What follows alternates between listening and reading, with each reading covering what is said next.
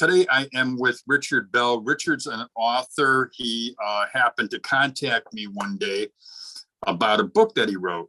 And he was telling me about the book in his, I think it was in his email. And I actually bought the book. I went on Amazon and bought it. And I'm glad that I did.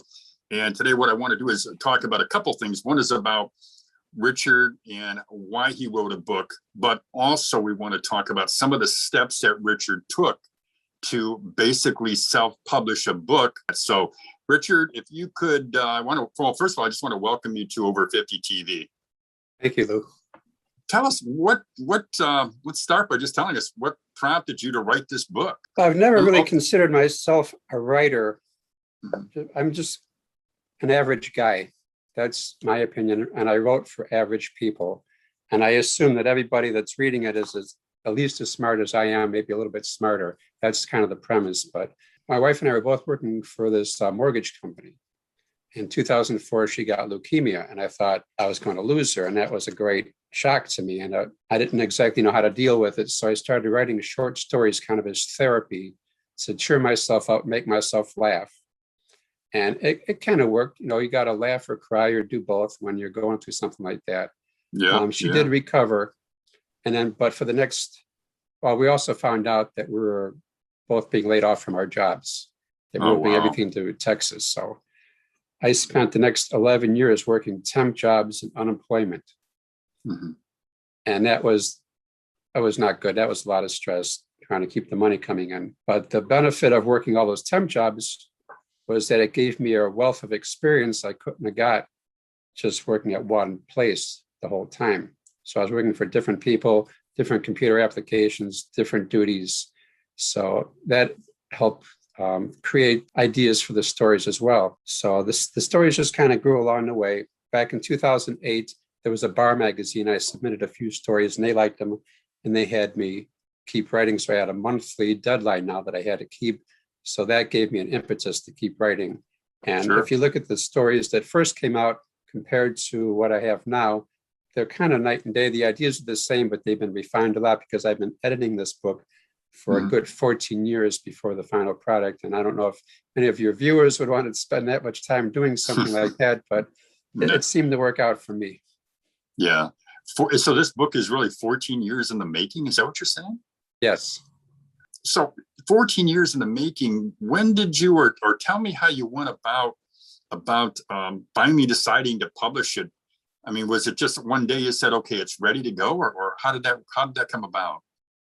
Once I had a good collection of stories, some of my friends suggested that I put them into a book, gather them all together.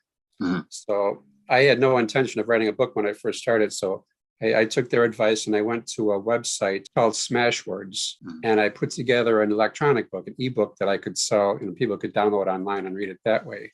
Mm-hmm.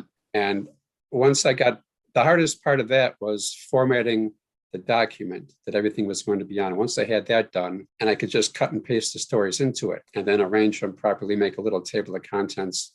And it was a lot easier than I thought it would be. So it was a lot easier than you thought it would be? Yeah, they provide a lot of help too. If you have questions, they're very responsive. What did it cost you to produce this book or to do that process? To do the ebook, it costs nothing at all at the time you put into it. Once you get to the paperback, then I paid somebody to do the artwork because I'm a lousy artist. So I found a graphic artist. And then it's just you buy copies, like buy 25 at a time, sell them to your friends or people that you meet, or there's different things. I've done radio interviews. I put them in bookstores and libraries. I do a few signings here and there, but COVID kind of put a damper on that. But always have some on hand that you can show to people and then, ask, you pay like a certain amount for each one if you order them in bulk, and then you mark it up, of course, and then you ask for like $10 a book, and then people are pretty responsive if you can get them interested. Yeah.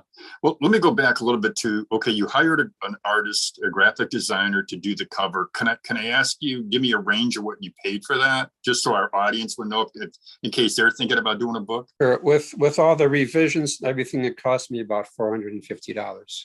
Okay. So your investment was you said, was that total investment, and that includes a graphic designer and everything else? Yeah, that was for the image on the cover and the back cover.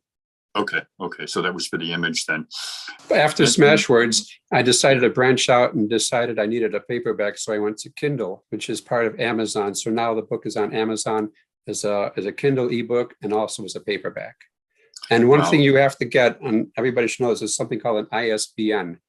And that stands for International Standard Book Number. And anytime you want to get anything in circulation, library, bookstore, whatever, you have to have that number. And that costs like $85 if you go through some sites. Okay, so that's really not that large of an investment. So now, okay, 14 years in the making. You went to Smashwords. They really helped you, guided you, from what I'm hearing, to the book. And now you said you've been on some what, radio interviews? Is that what you said?